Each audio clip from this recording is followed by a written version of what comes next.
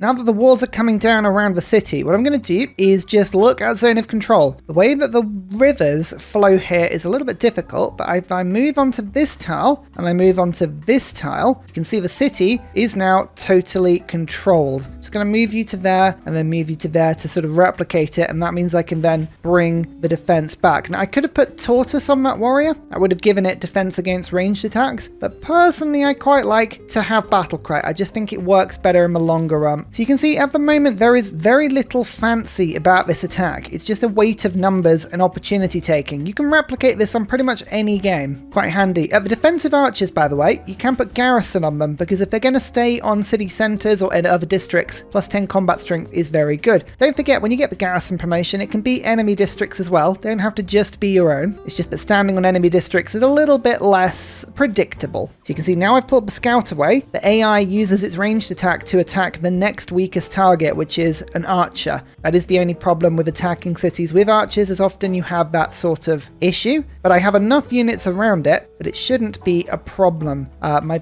swordsman, you can see, is actually now really quick and can go whoo. It'll make its way to the front line very quickly. The swordsman is going to be the first thing that allows me to attack a city with great strength. The stolen settler, I'm going to settle on this rice tile. That will make sure that my city centre tile is +3 food rather than +2, and I can work this luxury immediately. So yep, it says that the loyalty has a little bit of a problem, but this city will grow very, very fast, which is wonderful. I'll get a builder going almost immediately. So I've got a lot of level 2 units now. I can't name them all. I've only got so many names. Mushkin 24, you can take this archer. And Portland, hello and welcome to the fight.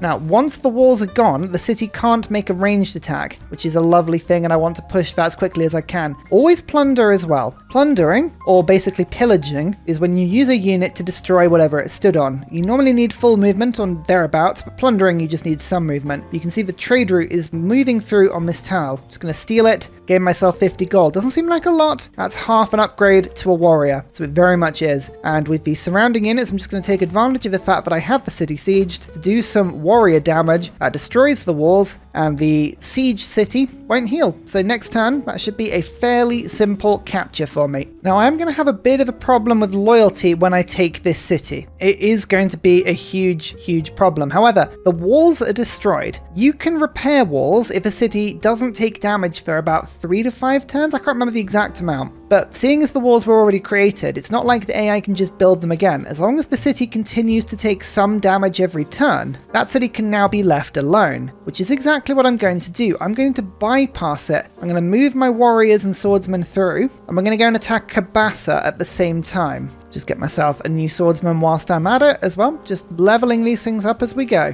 The aim here is so that when I take multiple cities, I can effectively create enough loyalty pressure that I can hold the cities regardless of how many I sort of take on that turn. So it's relatively useful. I've got the battering ram through. I'm just leaving my general behind one turn just to help the swordsman through next turn. We're just bypassing now. We're taking advantage of the fact we've got the military strength of Congo down to such a small amount. They're still building Machu Picchu. Like, that is a really good spot. The fact that we spotted they're doing that means that we can be a lot more confident about the fact they're unlikely to attack us, which is great. In La Rochelle, I'm going to take the time now to put in a Warlord's Throne. Any domination game, it's a really good pickup. 20% bonus production in all cities for 5 turns every time you take an enemy city. If you're going domination, that should be something you're doing quite often. I've just been sneakily using my scout to attack a city here. It's been very good, and I've been able to get it to a level 2 promotion. So I'm going to go down towards ambush. 20 combat strength in all situations is the ultimate scout upgrade. If you can pick that up, it's brilliant. Welcome, and a banana.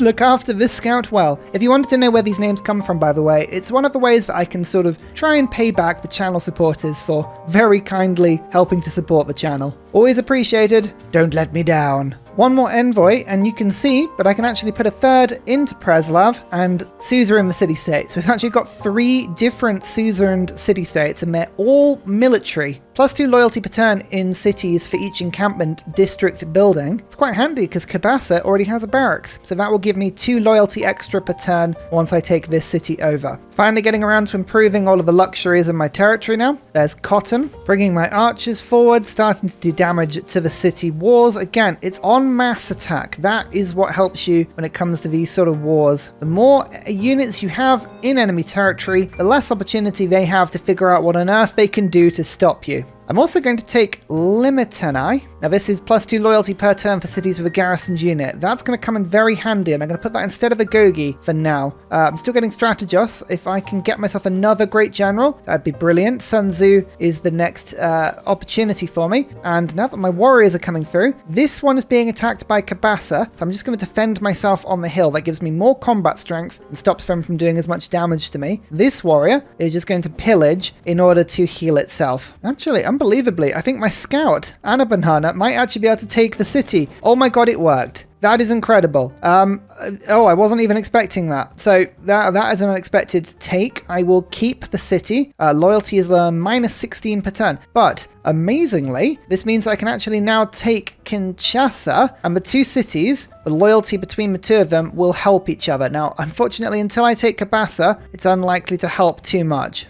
You can see here, -19 per turn, -16 per turn. Both cities are going to be lost in 3 turns. We have 3 turns to take Cabasa. One thing that will help with that are improving all of the spice tiles that I have in my nation. We can try and get the luxuries and amenities up as fast as possible. See how Cabasa responds? Yep, as you can see, this warrior got hit, but it was fortified, so that made it a little bit easier to defend myself. This battering ram makes its way over. You can see this warrior is going to lay siege to Cabasa. Keep moving my units forward. Move this swordsman to this tile. This archer's going to go there. This swordsman makes their way through, and we can give ourselves... I think I'm going to go... I want urban warfare, but we're going to go battle cry as well. I don't mind that improvement tree. It's a very good one. One thing to remember is you always need a unit in your captured city. It is worth a lot of loyalty per turn. It's worth 5 in all particular nature, as well as another +2 because of my card, so 7 in total.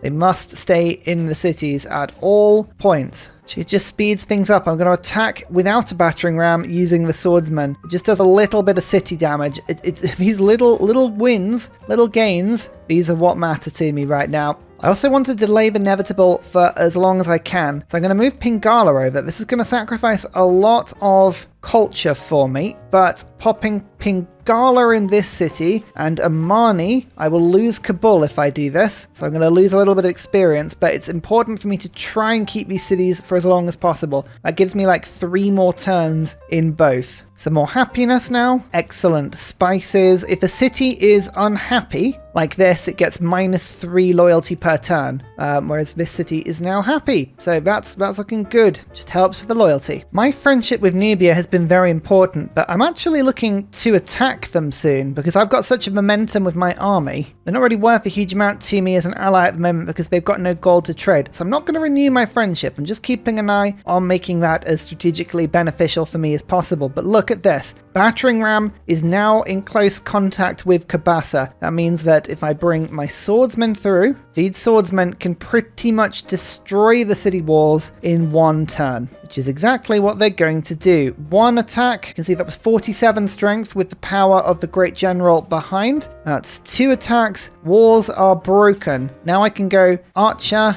archer, archer, like that, reducing the city even further. I can pillage with this warrior. Do I do that to heal a little bit? I think I do. May as well. I could get 61 culture. That would be 10 turns worth if I pillaged that tile. I don't know if that's worth it though. I might actually make a sacrifice play with this warrior to do the damage to the city because I think I can take it. Let's give this a little bit of a gamble. I'm going to attack, sacrifice the unit, but that means that I can do more damage on this one, and then I can do enough damage to take Cabasa. Yeah, look at that. That works perfectly. Buttress is boosted because I have a Wonder, Machu Picchu. Feudalism is boosted because I've got 6 farms now. Most importantly, +9 loyalty, +2 loyalty. We have stabilized the loyalty of these cities. In fact, even Cabasa is now looking pretty loyal. Wonderful. Pingala, back to Paris. Amani, can you move across to this city to keep that one stable? We have Oracle. That's going to generate a huge amount of general points for me now, which is wonderful. In fact, this city has a theatre square as well, so we should be generating a lot of writer points. Fix the monument, fix the granary. What a result. That is a good result. That is a really, really good result for us. And now my next target is a 7 population city of Quilla, just below as well. We keep going. When you have the advantage like this, you might as well continue to attack. In fact, I've actually got enough iron as well to upgrade another warrior. I'm just going to throw Hannibal Barker forward a little bit just to explore. Actually, no, we'll keep you there, but you can use great generals and great people as good recon units, because if they get attacked, they just ping back to your home terrain, which is wonderful. Another drought. My word, we are getting unlucky with those droughts. Never mind. There's the mine. That's the 3rd mine improvement. There is apprenticeship. And there is man-at-arms. Now that is a well-timed promotion. Swordsmen go to man-at-arms for 150 gold. Congo would take peace right now, and they pay quite a lot of money for that peace. But I don't want it. I have the advantage here. I'm going to continue this attack. I'll upgrade one of my swordsmen to a man-at-arms. It's 45 strength now and attacks with 55 against the enemy. That's pretty good. I'm building a watermill in my capital just to make sure that we're chaining all this stuff up, and then we can go castles from there. Although I need monarchy to get that boost. We're a little bit away from that. Yeah, there's the peace offer. Nope, don't want it. Don't want it. When I have a man-at-arms outside of your border, there's no way I'm going to give that advantage up. Just bringing my troops round. We've got more troops. There's the man-at-arms ready to... Yeah, look at that. 55 strength. We can just knock the walls pretty much down to 0. My capital wants to focus on food because this is where Pingala are stationed, so things like marsh tiles, I'll get rid of them as quick as I can, and it gives me more population in the city. Easy win. Again, I moved my swordsman in just because I thought it was quicker to heal by pillaging than it was to actually heal in my own territory, and so it proved. We'll go 1 archer attack, 2 archer attacks, bring the man-at-arms down, because then I can bring the battering ram for next turn over there. I can pull my archers down to get as many archer attacks on this city as is physically possible. Just keep bringing the units in, stop giving them a range of targets. Well, I do want to continue giving them a range of targets, but I could take Quilla, or do I use my swordsman to do that? I'll do my swordsman next turn. So I won't take the city next to this turn. I've got the loyalty to spare. Here's the rush, because again, this masonry tile, this quarry for the stone, I don't really need that. I'm going to chop it and create a nice little farm patch around this area. But there's construction finished. Now I can go for castles. So as discussed, little switcheroo. Swordsman goes to this tile. Man-at-arms comes to this tile. Now I'm attacking across a river, which isn't ideal, but the strength of the man-at-arms attack is pretty epic. Look at that. So you're going to move Amani now back to Kabul, because I've got the loyalty just to hang on a second here. The swordsman won't finish the city off yet. As you can see, some archer attacks are going to bring me closer to that point. Let's just do one more attack just to be safe. Swordsman comes in, 7 population city. This one is loyal, and that I think has created, yep, pretty much every city now is going to be loyal for me. This one's struggling, but that'll get there. That'll get there, and the archers can start to pepper this city as well. The warrior can try and finish the wall off. There we go. I reckon we can kill Congo next turn. Now, the classical era ends in 3 turns. Means I've actually got a choice. I could wait a couple of turns before knocking them out in order to get the era score, 5 era score in the medieval era. But I don't think I'm going to have a problem with era score this time round. So we're just going to press the advantage. We'll just continue the attack. And I think, oh, the man, I won't take it this turn. It's going to be next turn, but we're very close now. Oh, Pingala now has research, by the way. Excellent. That takes me from 32 to 41 science per turn. Lovely. Even more, thinking about it, because I can take urban planning out now, and I can give myself natural philosophy. I don't need strategos anymore as well, because we're generating so many general points from my oracle city. So we're going to keep the loyalty per turn for units that are garrisoned, conscription, and I'm going to give myself maneuver, because I think cavalry units are going to be very handy once I unlock the Corsa. I also have a stable on the way in Paris, so that'll help nicely as well. There we go. Now there's the final city from the Congo. I love her line. Your swords cleave only flesh. Your chains bind only hands. It's very, very badass. Fair play. And now with that, we are just taking the time to level up some of my units, whilst my units now make an immediate beeline to the north. Now, Nubia has 42 strength cities. It's very tough, and it's because they have man-at-arms. So man-at-arms is the new standard of unit that I need to take the cities to the north. But look at my infrastructure now. I've got 1, 2, 3, 4 in a stolen city, and then 5, 6, 7, 8, 9 in conquered cities. It's pretty good, isn't it? Pretty happy with how that came about. Very nice indeed. Well, we'll just keep moving my units to the north now. I was like making an absolute ton of farms from nowhere. This is going to be quite handy for Paris. They just give me more housing. Means the city can continue to grow. There's a stable as well. Stables are lovely. It means I can treat myself to some horsemen with some of these horses and my 50% cavalry card. Don't forget as well, the stable itself is worth 1, 2, 3 extra production. Paris is a unit printing machine. My next man-at-arms is here as well. That's 1 swordsman and 2 man-at-arms. Admittedly, my man-at-arms is kind of, very injured, needs healing. Gonna bring you up. Is there anything on the front line that can be pillaged? No, not really. To find a clever way of giving you 1 experience. This helps though. The world has entered the medieval era. And I'm in a golden age. Nubia is in a dark age. That's even more fantastic. Now, they've got enough loyalty to retain their cities. What's more important is that I've got enough loyalty to basically take any city that I want without fear of ever losing it. It's very, very handy to be in this situation. I like this a lot. What golden age do I want to go for though? 3 inquiry is quite good because it gives me 10% additional technology cost when I get a Eureka. It's 50% bonus rather than 40%. You can really beeline through the science tree using this. If you have a lot of gold and a lot of faith, it's very helpful to go monumentality because you can get settlers and builders. Hint, I do not have much gold, I do not have much faith. That's not going to be very handy for me. Penbrush and voice gives me a lot more culture from all of my districts as well as improving my inspirations. That's quite good.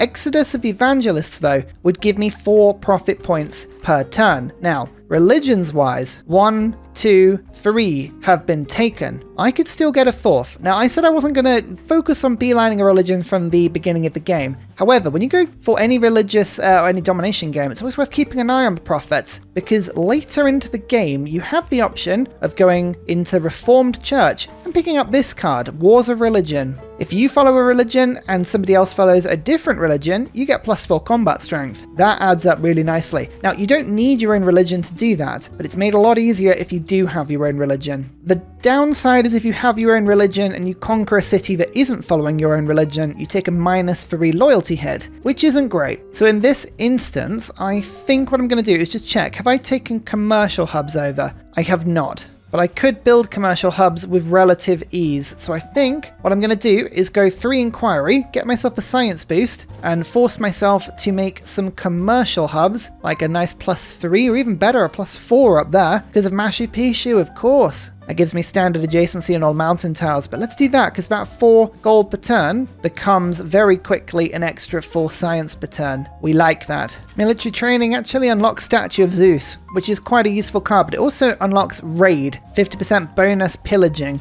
That's a really good card as well. I'm just looking at Heh and how it is defended. You can see it's got 1, 2, 3 districts. That means its combat strength is +6. We do some pillaging, we could reduce that. I'm actually thinking of taking out this encampment before I take on the city itself. It's an unusual arrangement. I don't normally bother killing and capturing encampments, but I think in this particular instance it makes a lot of sense to do that. World Congress. We have actual diplomatic favor, which is amazing. Normally I've sold it all off, but we haven't met anybody just yet. That's fine. I'm going to vote for myself to have another trade route. I don't really care about that too much, but it would help. And I'm also going to give myself 50% off the cost of troops with production. I'm going to put all my votes into this one. And that'll be quite handy. Yeah, there we go. So now troops can be built in half the time. Yes, it means the AI can build their own troops. I know. Thing to remember though is that you're better than the AI. You can build them faster. Conscription. Actually, how much gold am I getting from Nubia? I do actually have enough gold to survive this. Conscription's going to go off. I'm going to put a Gogi on. I'm going to put equestrian orders on. And we are going to get building troops pretty much from any city that can. Oh yeah, horsemen in 1 turn from Paris. This is what I'm talking about. I don't want Bologna to attack me again, so I'm just going to put 2 envoys into this city-state and steal it. That actually gives me more general points and a couple more scientist points per turn, which is very handy. I also have a fantastic opportunity here. Taruga has just made itself a campus, but it's unprotected round the mountain. And Anabanana, my fabled scout, can actually go in and pillage it to give me a good science boost, which is quite handy. Second horseman finished. We are just going to bounce between horses and iron depending on which we are going to cap out on first. Horsemen are also really good from Paris because I've got stables in the city. They're also much quicker, so I can get to the front line a bit faster as well, which is handy. The Land of the Bow does not approve of your army's proximity. Well, yes, actually, this time as well for me. We will declare war, because I've got a good opportunity to eliminate one of their Nubian archers. Very powerful unit, don't like that at all. So then comes my archer to attack. But I've also unlocked castles. Very convenient as well. I need 250 gold for a courser upgrade, so looking to pillage things is very important. However, with castles, I now have a 3 spy. Spies are very important because it's all about diplomatic visibility. And this is where we start to look at what diplomatic visibility is and how we can increase it. Now, for every level I have over the AI, I get a +3 combat bonus. You can see at the moment when I look at my troops, do you see swordsman +3 intel on movements? We can rig this by looking at this little table down there. Printing gives you 1 level. Having a trade route is another level, but I mean, the problem with trade routes is when you go to war, they all cancel. As does a delegation and an embassy, they all get deleted, so that's not a problem. You can't become an ally with somebody and also be at war with them. That would be very confusing. I am not Mongolia, and I don't have the Great Merchant yet, but what I can do is send a spy on a listening post mission. It's exactly what I'm going to do. Now, this spy starts quite effectively high. I'm going to give myself Ace Driver because it means that basically they become now and unkillable. Next turn, I'm going to send them over to Nubia and we're going to get some diplomatic visibility with them. In the meantime, I'm going to get machinery because that's crossbows and siege towers, as well as Anabanana's well-needed skirmisher upgrade. And then we're going to go printing. I can't boost printing, but printing does give me another 3 combat strength effectively. So we can move our bonus from +3 to +9. That is the goal here. That is the ultimate aim. I'm actually going to leave my man-at-arms here because there's a chance they may send a ranged attack in its direction. But let's see if we can take on this encampment first. Clear this and that'll give me good attacking opportunity against the city of He. Always love that name. It's a great name. And Anabanana, thank you so much. Oh, there is a crossbow there defending. It's like they knew what I was going to do. All right, hide for a sec. We're going to go and just see if we can pillage that in a sec. Nope, they're going to come and chase my poor scout. Dear, oh dear. Okay, well,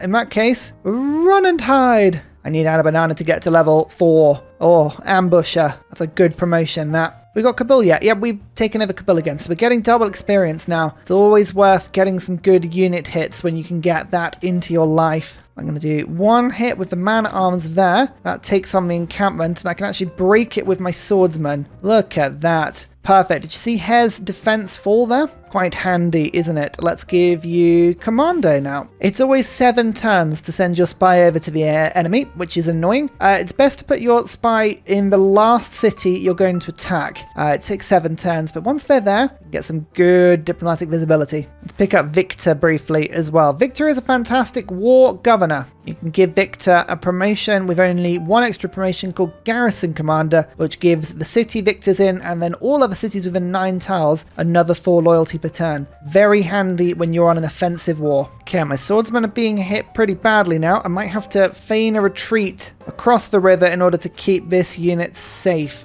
This actually is a bit annoying, but yeah, let's move you to there. Counterattack with this unit, move you to there, attack, counterattack there. Lovely, gives me a bit of air escort for attacking and killing a unit within range of my own general, which is wonderful. Now the swordsman can retreat back home. I'm just going to move myself to that tile. That protects me a little bit. With my man-at-arms to this tile, bring the battering ram on and give myself commando. Yes. Okay, we should be able to attack He very soon. But as you can see, unit kill, attacking with the warrior, and suddenly the horseman can rush in from nowhere and say, hello, reinforcements have arrived. What you going to do about it? One thing to keep an eye on as well, medieval era Corsa. I believe my card, maneuver, only does ancient and classical era horsemen, so I'm going to take that card off now. It's no longer very useful to me at all. There's machinery, and now I can run in with my horsemen onto their campus, stay there for a turn, but this is where the domination strategy begins to get quite good, because maneuver is going off and raid is going on. Where are you? Raid. Lovely. Equestrian orders, don't need that anymore. I've got so much iron and horse that I'm swimming in the stuff. Conscription is needed though, because I have so many units that my wage bill is very high, bringing that down. Reinforcements from Taruga. City-state troops can be a bit annoying, but often they're not too bad because they never really have many. So we're just going to keep myself on fairly defensive tiles that I can stand on here, that this swordsman or these two swordsmen aren't going to be able to attack us from, and we'll lure them into attacking us where we can.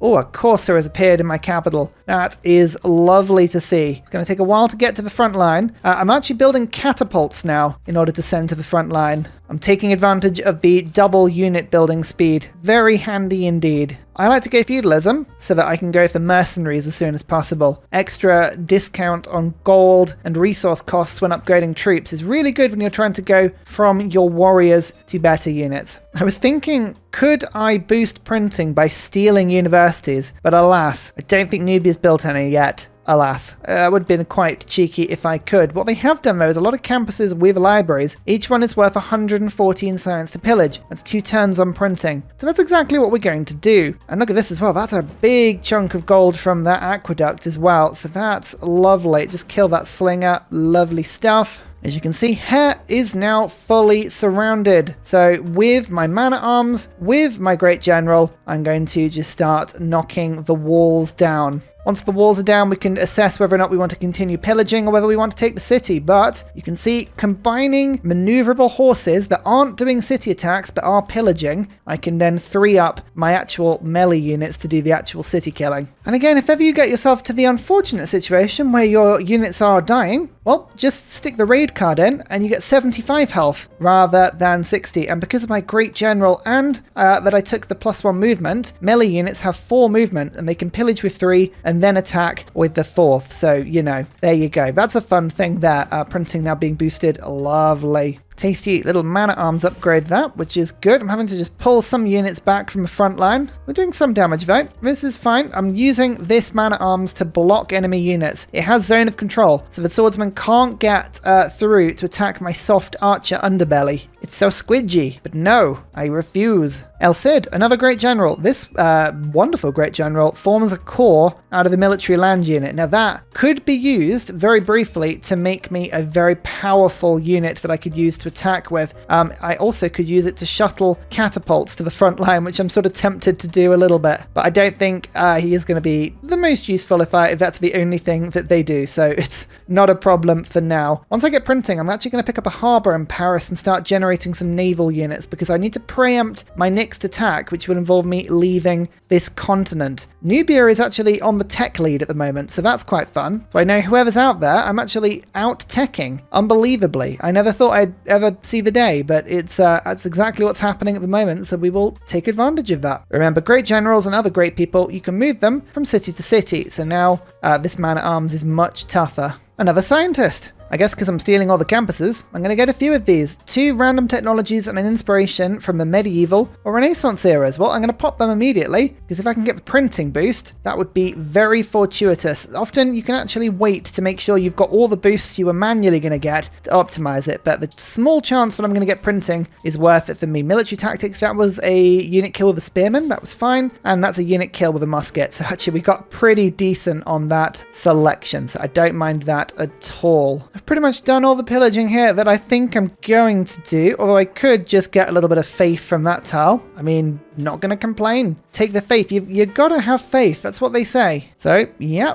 I'm just going to then take the city. I might need the Corsa to finish it off. But Hare is taken. Military engineering is boosted because even though it's pillaged, the aqueduct gives me the Eureka. And that city is the first of many. It's always cheaper and more effective to repair districts than it is not to pillage them. Take everything you can, give nothing back. There's feudalism. That's a good card for me because now I've got feudal contract. better. It actually allows me to build man-at-arms faster, which is wonderful. I still have the raid card though, which means I can still move in and destroy this campus now. I think this has got a library as well, hasn't it? Oh, even better, I can actually move on to the tile and then move off next turn. So I don't even take a ranged attack, which is wonderful. Oh, and a banana gets a kill, I think, on a swordsman. Look at that. Yay! 8 experience as well. Oh, 2 more battles like that. And we have that elusive level up. Exciting. And there's mercenaries. I'd like to get divine right as soon as possible, but yeah, the upgrade cards, they're worth a lot to me. So we're going to go for them. You can see we're building lots of catapults behind the scene. These are all going to be flooding through to the front line of it. Man-at-arms. Again, just using all of my resources, building lots of different units wherever we can. Doesn't matter if a city takes a while to build something. If every city is making something, then, you know, overall, you're going to get a lot of units every turn.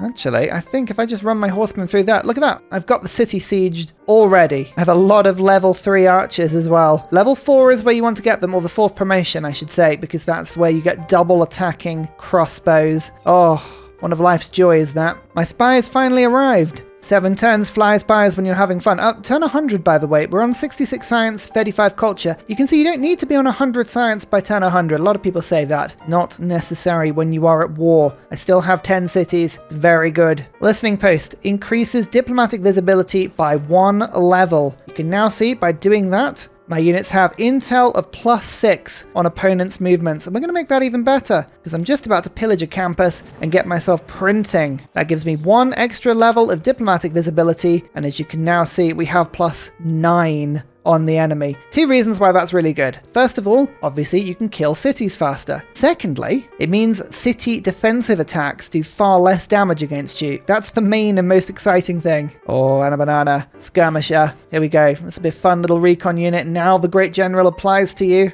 I want the ambusher trait. It'll be fantastic to have a really good recon unit that can scuttle around killing enemy units. One note on unique improvements like these Nubian pyramids. When I steal the city, these all disappear because I don't get them. So I might as well pillage them for 118 faith, build up my faith, and use all that faith to, for instance, get a great engineer, or a great merchant, or another great general, or whatever, but the faith is always worth taking. Otherwise, it's just wasted resource, and that makes Ursa sad. Well, now that I've unlocked my extra level of diplomatic visibility, I'm going to go and see if we've got any niter. Niter is the resource that allows us to get muskets, as well as bombards, and later into the game, Guard Imperial. I want to find it, and I need to take it as quickly as I can. Even if Guard Imperials aren't very useful because I'm not fighting anyone on my continent, they're still 70 strength. It's very, very good. Nubia has knights, by the way. They are 50 strength. That's quite powerful. Luckily for me, the barbarians seem to be having an absolute go at this northern city, which is exciting. The unfortunate thing is I might actually lose my spy, because the barbs are actually going to kill that city, which is not ideal. So we might as well take advantage of this little, well, advantage, I guess, whilst we can. And a banana, get yourself some experience. Go on, we need to level you up as fast as we can. Excellent stuff. Still pillaging everything we can. I have amassed 600 faith now, which is wonderful. That's enough to actually buy a merchant or a writer or a prophet. It's a lot of good stuff. I might get another general first, but having a great merchant later and getting some extra trade route capacity, that's pretty good. Or a Theodore for some wonder stuff. I'm gonna just sit on it for a second until I can come up with a good idea. We'll just wait. But best of all, here's an industrial zone. I can pillage again. That's a musket. Nubia now has muskets. Interesting. A musket is a 55 strength unit. Very powerful, by far more powerful than anything I've got. But look at that. My horseman with +9 intel can now pretty confidently survive an attack against that musket. In fact, actually my courser is now the same strength. So as long as we let them attack me, I think we're doing good.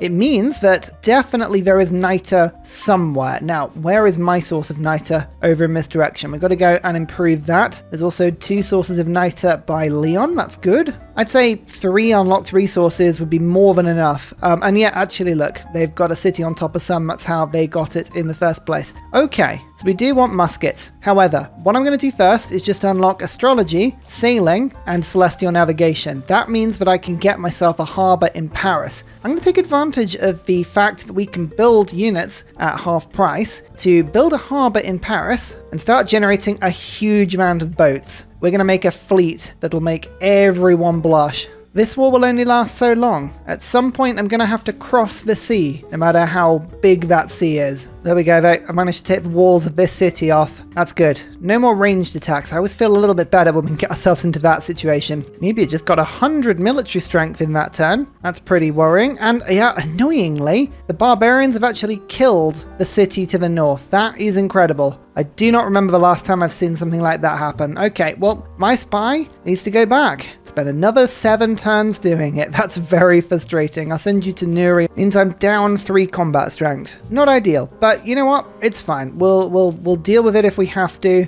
And a banana, make that attack. Oh, promotion available. Next turn. Next turn. Can I take the city? Yes, I can. Keep it. It's loyal. It's looking lovely. Although Victor, I'm going to move to the front line just to make sure that it stays loyal. One other thing as well, if you find that a city is disloyal, have a look at this. Starvation, -4. Currently, the city doesn't have enough food, so it's getting minus loyalty. Just press that button a couple times, it sorts itself out. That's another 4 loyalty per turn. It's a hangover from when the AI is controlling the city. The Deity AI gets a big bonus to food. You don't get that bonus, so if the city thinks it's working a set of tiles, if it continued to work those tiles, it would starve. We all wish it was clever enough to register that, but alas, 'tis the sieve we play. Paris has grown to population 10. Not the first city to do it, and I can't see the city either, so it's going to be on another continent, but that's fine. I'm still winning on tech, unbelievably. Pillaging, and I actually do have a decent chunk of science myself. Good combination of factors I am enjoying very nicely. This course will finish next turn, get the harbour in my capital. Once the harbour's there, I'll flip over and start producing some boats. Here we go. And a banana has ambush. Yes, 44 strength against cities, but most importantly, oh, you can one-hit a man-at-arms. Look at that. That I can get involved with. Well done. And finally, a very special shout out goes to Glorious Petra, Matthew Wilkinson, Paul Coffey, Portland, Scott Stratton, Major King Kong, Davalex, Skeptical Bear, Kroger Brand Trail Mix, Alex Noob, Cinnamon Beard, Petra Ryan, Matthew Hatch, Rom88, Radiatore, Private Selection, Genoa Salami, Boyzoro, Callum Billy, Garrett Gowan, Polar Beret, El Truant, Creston, RB Hedged, Mushkin Mandletort, Esri Dax, Deeble Time, Shoelace, Burial, I'm Daft, Gooberman, Clint Hennis, Dr. Bobby, Polar Wallabear, Mixomatosis, NTG Golfman. Thank you everyone for your support. See you all in the next video. Goodbye!